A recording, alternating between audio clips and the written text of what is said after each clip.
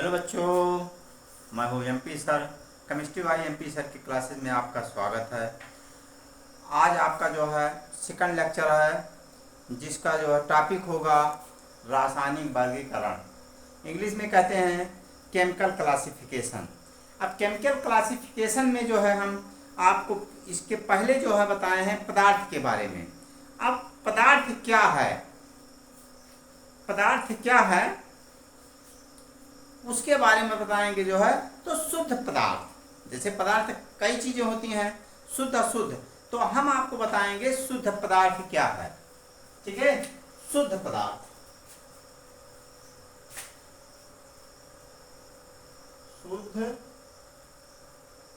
पदार्थ, शुद्ध पदार्थ। तो शुद्ध पदार्थ वह पदार्थ होते हैं,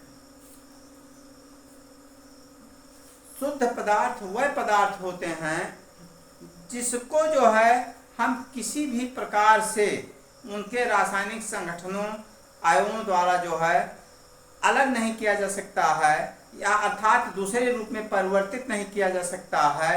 यूँ कहिए जो है कि इसको जो है हम रासायनिक विधियों से बना भी नहीं सकते हैं। अर्थात शुद्ध पदार्थ वह पदार्थ होते हैं जिसके रासायनिक संगठन जो है एक समान रूप से होते हैं और इसे दूसरे रूप में हम बना नहीं सकते हैं। तो अभी आपको बताएं, शुद्ध पदार्थ वह पदार्थ होते हैं जिनका एक निश्चित भार होता है और निश्चित संगठन होता है। अब आगे आप आइए, शुद्ध पदार्थ में जो है का वर्गीकरण करेंगे। शुद्ध पदार्थ में जो है तत्व आते हैं। तो तत्व ले लीजिए। तत्व के बारे में जो है आपने पढ़ा होगा, जो है तत्व तो अभी बहुत ज्ञात हैं, 118 तत्व ज्ञात हैं। लेकिन अब तत्व क्या है? शुद्ध पदार्थ के अंतर्गत तत्व आते हैं। तो तत्व वह पदार्थ होते हैं जिनको हम किसी भी प्रकार के न उनके अवयव को तोड़ नहीं सकते हैं या किसी रूप में परिवर्तित नहीं किया जा सकते हैं, तत्व कहलाते हैं। अब तत्व तो आपने देखा होगा, तत्व कुल जो है मेंडलीव पीरियोडिक टेबल में, मेंडलीव की पीरियोडिक टेबल में 118 तत्व बने हैं, 118। और 118 तत्व में जो है 92 एलिमेंट्स ऐसे हैं जो कि आर्टिफिशियल हैं, न हो करके जो है नेचुरल हैं, प्राकृतिक विधियों से हैं। क्या है? प्राकृतिक हैं। और शेष जो है मानव निर्मित हैं। शेष जो है इसके 92 के अलावा 118 के बीच में जितने बचते हैं वो मानव निर्मित हैं। अब इसमें आप ले लीजिए, मेंडेलिव पीरियोडिक टेबल में जो है कार्बन है, हाइड्रोजन है, निकिल है, नियान है, सोडियम है, पोटेशियम है, जर्मेनियम है और अनेक प्रकार के तत्व इसमें आते हैं। और इसके अलावा और भी सारे तत्व हैं जो कि प्राकृतिक निर्मित है, मानव द्वारा निर्मित नहीं किए जा सकते हैं। इसी प्रकार जो है अब आप तत्व को कई वर्गीकरण भागों में बांटा गया है, कई भागों में डिवाइड किया। अर्थात तत्व को कई भागों में, नंबर 1 धार,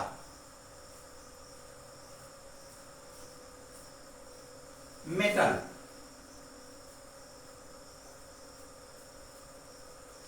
नंबर 2 उपधात, अधात, सॉरी,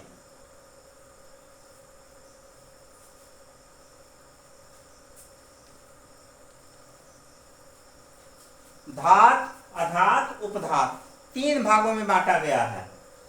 इसे कहते हैं मेटल, इसे कहते हैं नॉन मेटल।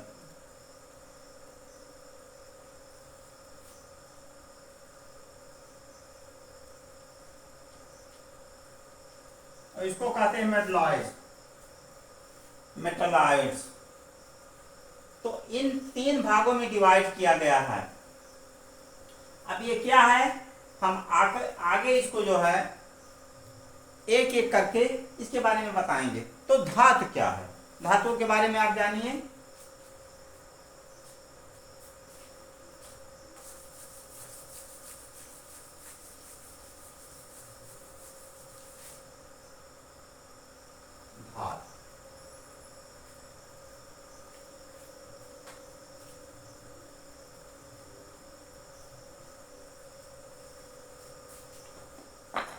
धातु क्या है? धातु वह होते हैं जिसमें विद्युत धनात्मकता का गुण पाया जाता है। इसमें धात्विक गुणधर्म पाए जाते हैं।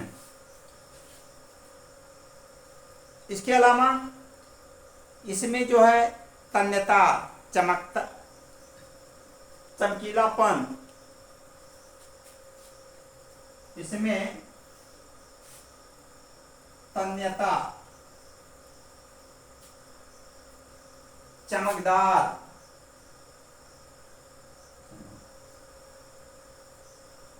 कठोरता, कठोरता का गुण और विद्युत चालकता का गुण पाया जाता है।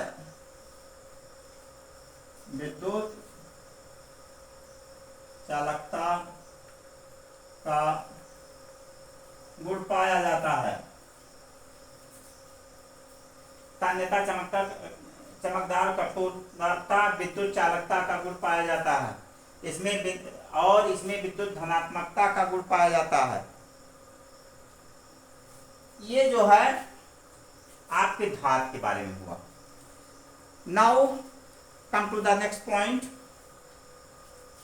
Non metal.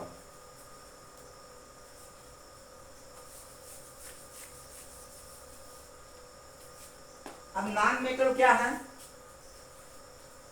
Number 1, number 2, sorry,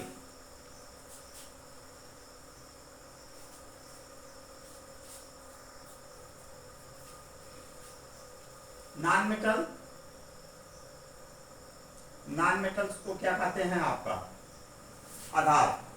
लेकिन इसके पूर्व जो है आपको हमने एग्जाम्पल नहीं दिया जिसमें कठोरता, चमकदार और जो है विद्युत चालकता को गुण पाया जाता है। उसके सम एग्जाम्पल देखिए। एक एग्जाम्पल होगा आपका हीरा, सॉरी, सोना।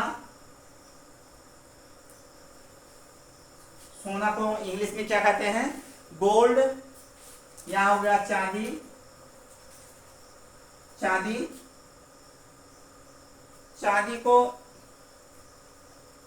सोना का सूत्र यू, चांदी का है आपका एजी, और ये हो गया कापर। कापर, कापर को हम सीयू से लिखते हैं। ये एक परमाणु को, इसमें जो है सीयू है। ऐसा नहीं है कि कापर में कई परमाणु होंगे या जो है, और ये शुद्धतम रूप है। इसको हम किसी रूप में अपघटित नहीं कर सकते हैं। अब आइए, आपने देखा होगा कि बताएं आपको कि विद्युत चालकता का गुण पाया जाता है और विद्युत धनात्मकता होती है। तो क्या है,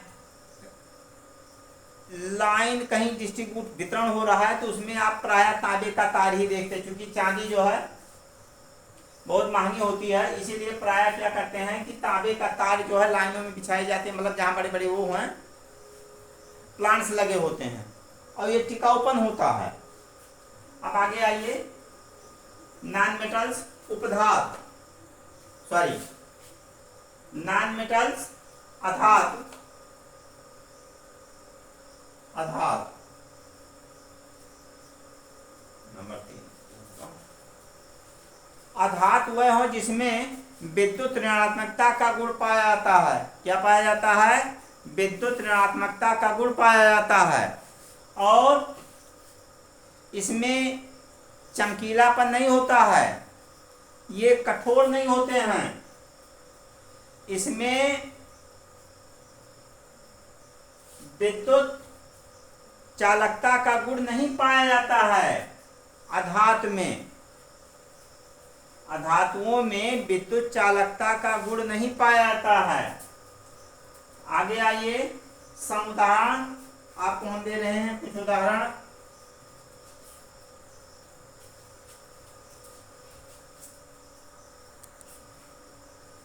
तो ये जो है अधातुओं के गुण आपको जो है में उदाहरण होगा। उदाहरण इसके हैं ऑक्सीजन, ऑक्सीजन, ऑक्सीजन, ऑक्सीजन,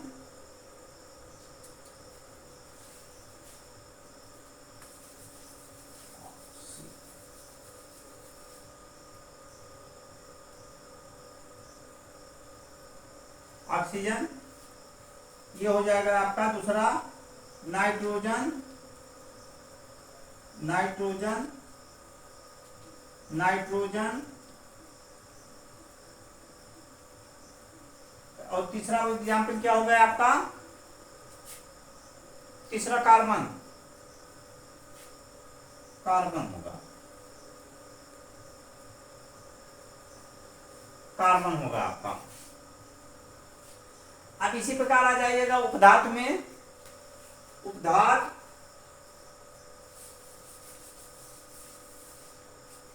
उपधातु, उपधातु, उपधातु में आ जाएंगे मेटलॉइड्स में जो है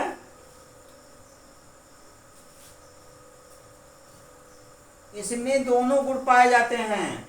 उपधातु में अधातुओं धातुओं के दोनों गुण पाए जाते हैं।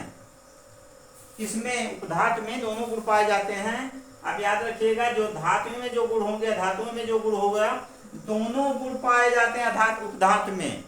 और उदाहरण आपका होगा जर्मेनियम, आर्सेनिक, जर्मेनियम और arsenic. Number 1 arsenic, number 2 germanium, etcetera. आज बहुत से तत्व ऐसे हैं कि धातुओं में आते हैं। अब आगे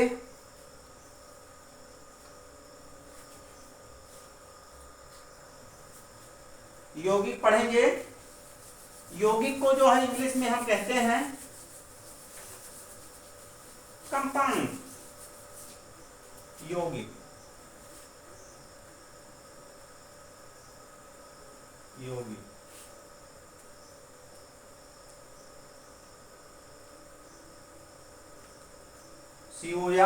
COMPOUNDS, कंपाउंड। अब यौगिक के बारे में आप जानिए। यौगिक क्या है?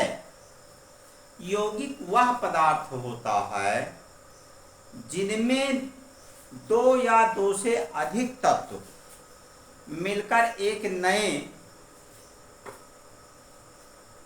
उत्पाद का निर्माण करते हैं। और किसके द्वारा?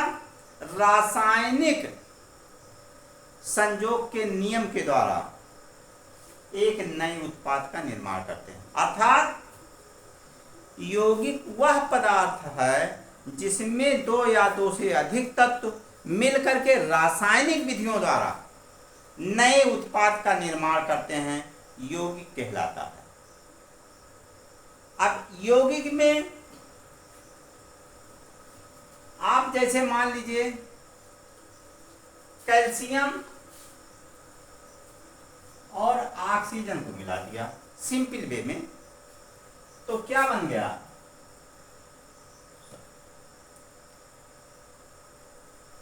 Calcium oxide. बैलेंस हम समीकरण आपको नहीं दे रहे, एक सिंपल वे में आपको बता रहे हैं। अब हाइड्रोजन और ऑक्सीजन मिला के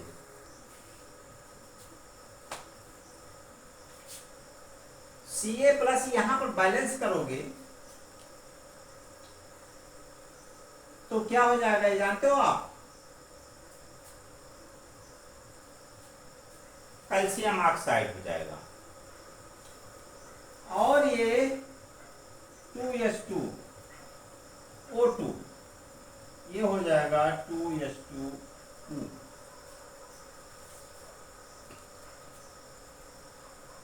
अब आगे कैसे बनते हैं?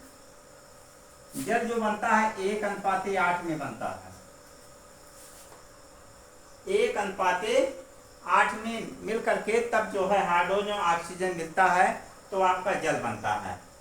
अब आगे आइए, यौगिक में कितने प्रकार के जो है यौगिक होते हैं? तो ये जब मिलता बनता है संयोग होता रासायनिक विधियों द्वारा, तो जल जो है H2O बनता है आपका 1:8 के द्वारा। अब आगे आइए, यौगिक कितने प्रकार के होते हैं? अब ब्रांच की ओर चलते हैं तो कार्बनिक यौगिक, अकार्बनिक यौगिक। तो पहले किसका नंबर आता है? आपका आता है अकार्बनिक यौगिक। ये आएगा आपका अकार्बनिक यौगिक।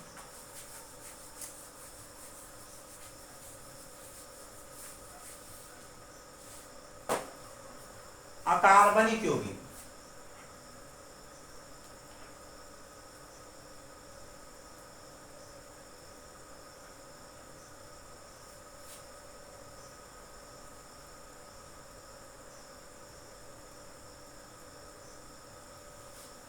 Inorganic compound,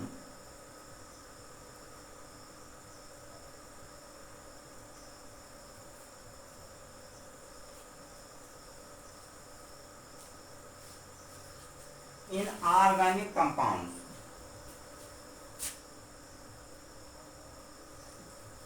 yes. तो अकार्बनिक यौगिक क्या है? अकार्बनिक यौगिक में होता है जो क्रियाएं होती है वो विदाउट कार्बन की उपस्थिति में होती है। ऐसे यौगिक, ऐसे तत्वों का संयोग होता है जो इसमें कार्बन की अनुपस्थिति होती है। जब आप क्रियाएं होती है तो इसमें कार्बन जो है नील होता है, शून्य होता है। ऐसे यौगिक जिसमें रासायनिक विधियों द्वारा जो क्रिया कराई जाती हो कार्बन की अनुपस्थिति में, उसमें कार्बन जो है 0 होता है। इस प्रकार के बने यौगिक को जो है अकार्बनिक यौगिक कहते हैं। जैसे NH2 H2, NH3 ammonia, ammonium chloride,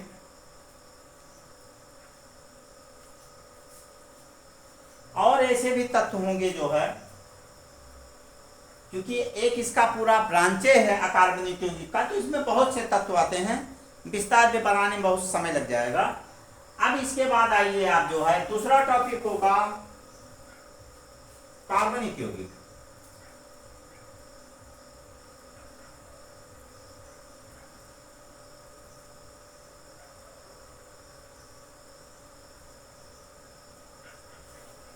organic compound, organic compound. तो अभी आपको बताएं, जब 2 या 2 से अधिक तत्व मिलते हैं जिसमें कार्बन की उपस्थिति नहीं होती, कार्बन 0 होता, अर्थात ऐसी अपक्रियाएं जिसमें कार्बन ही ना हो, ऐसे बने यौगिक को अकार्बनिक यौगिक कहते हैं। अब आइए कार्बनिक यौगिक में, कार्बनिक यौगिक में 2 या 2 से अधिक तत्व संयोग करते हैं और रासायनिक विधियों द्वारा जो है कार्बन की उपस्थिति में क्रिया होती है। अर्थात कार्बन की उपस्थिति के कारण जो है जो क्रियाएं बनती है और जो यौगिक बनता है उसे जो है कार्बनिक यौगिक कहते हैं। इसमें कार्बन होता है लेकिन अकार्बनिक में कार्बन नहीं होता है। अब इसमें जैसे मान लो आपका हो गया जो यौगिक बनता है ये C6H6,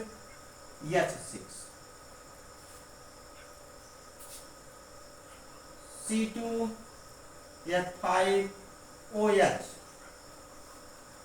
CH3OH,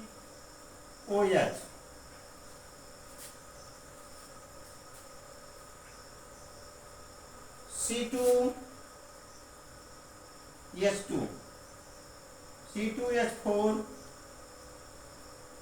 C2H4 और तमाम, चूंकि ये केमिस्ट्री की दूसरी ब्रांच है कार्बनिक, तो कार्बनिक यौगिक में जो है आपका ये तमाम उदाहरण है ethane, methane, butane, propane, acetic acid हो गया, फार्मिक एसिड हो गया, HCOOH, फार्मिक एसिड हो गया, CH3COOH, एस्टिक एसिड,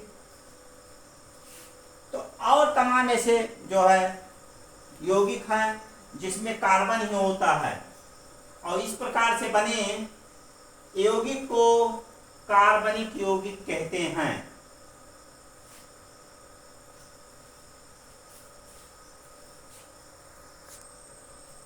अब आपका जो है नेक्स्ट टॉपिक होगा अशुद्ध पदार्थ। अभी तक जो है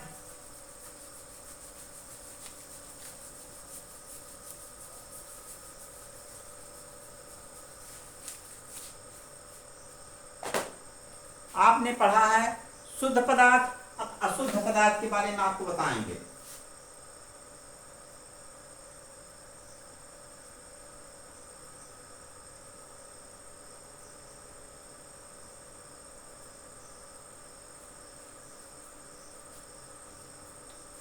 अभी आपने प्योर पदार्थ के बारे में पढ़ा है, और अब जो है नॉन प्योर पदार्थ के बारे में पढ़ेंगे।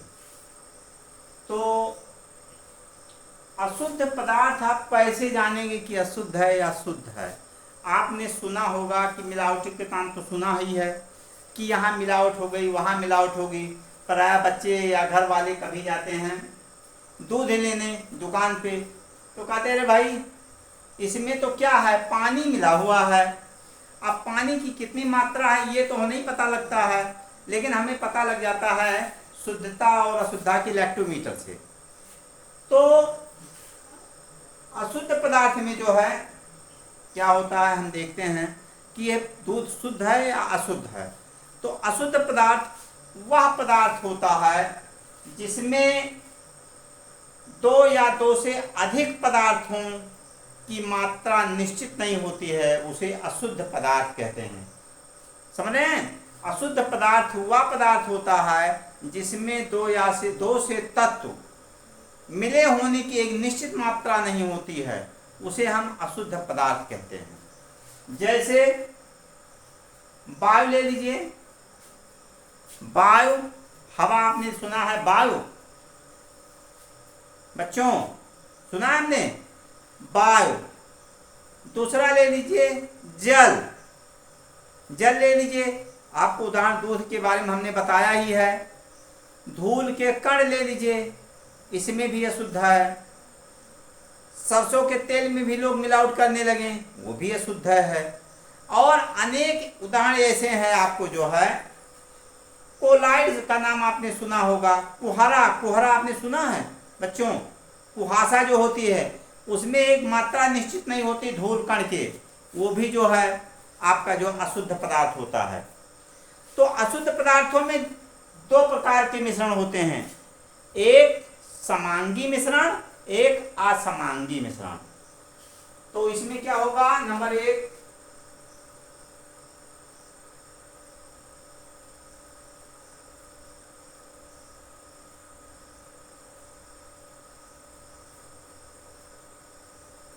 समांगी मिश्रण। समांगी मिश्रण में क्या होता है, दो या दो से अधिक पदार्थ की मात्राओं का अनुपात निश्चित होता है। इस पदार्थ से बने हुए मिश्रण को समांगी मिश्रण कहते हैं। इसकी मात्राएं निश्चित होती है, जैसे जल, जल हो गया, दूध हो गया, जल, दूध, तेल, धुआं, धुआं, जैसे मान लो, अच्छा हाँ, इसको जो है हम, ये जो है दूध हुआ आपका, दूध किसी से क्रिया नहीं करता है, इसमें जो मिला हुआ पदार्थ होता है एक दूसरे से, अगर वो क्रिया करने लगेंगे तो इसका अस्तित्व मिट जाएगा। किसका? दूध का। अगर दूध रिएक्शन करने लगे पानी से, मतलब सॉरी, हाँ, दूध में जो पानी मिलावटी होती है, लोग मिलाते हैं, तो इसकी जो अस्तित्व है दूध की, मैं दूध हूं, तो दूध मिट जाएगा। इसी प्रकार तेल का है, धुआं का है, धुआं का जो है उसमें मात्रा निश्चित होती है, धुआं और वायु का। कुहासा आपने देखा होगा, तो उसमें जो है धुएं और कुहासे की मात्रा उनकी एक आपस में मेल जोल है। ये इस प्रकार के बने मिश्रण को जो है समांगी मिश्रण कहते हैं। जैसे इसमें मान लो चीनी डाल दो, जल में चीनी डाल दो, तो 1 किलो रही, 2 किलो रही और जल रही, दोनों चीजें रहेगी। तो इसी प्रकार इसको समांगी मिश्रण कहते हैं।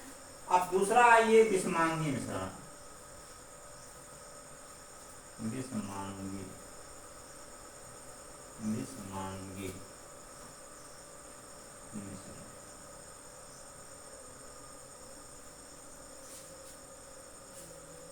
विषमांगी मिश्रण वह होता है जिस मिश्रण, जो बने हुए मिश्रण होते हैं उसमें जो है समानताएं नहीं होती हैं। ऐसा मिश्रण जिसमें मिले हुए पदार्थों की जो है समानताएं नहीं होती हैं, उसमें विषमानता होती है, उसे जो है विषमांगी मिश्रण कहते हैं। जैसे बालू और कंक्रीट, ये नहीं पता है कि बालू में कंक्रीट में क्या क्या है और बालू में क्या मिला हुआ है। कंक्रीट और बालू का मिश्रण ले लीजिए, या लोहे में कंक्रीट का मिश्रण हो, या आप देखे होंगे मोरंग, आपने देखा है, मोरंग में छोटे बड़े दाने होते हैं, कुछ बालू के होते हैं, लेकिन उसमें निश्चित नहीं होती है, वो समान रूप से नहीं होते हैं। ऐसे मिश्रणों को समांगी मिश्रण का उदाहरण दिया गया है। और इस प्रकार आगे हम बच्चों आपको नेक्स्ट जो हमारा क्लास होगा पदार्थ के बारे में बताएंगे। पदार्थों का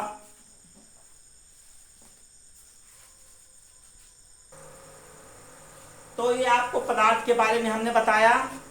अब आगे जो आपका आएगा द्रव्य के गुण बताएंगे, मैटर ऑफ प्रॉपर्टीज, द्रव्य के क्या गुण धर्म हैं उसके बारे में आगे बताया जाएगा। आगे नेक्स्ट क्लास के लिए फिर मिलेंगे। बाय बच्चों, टेक केयर।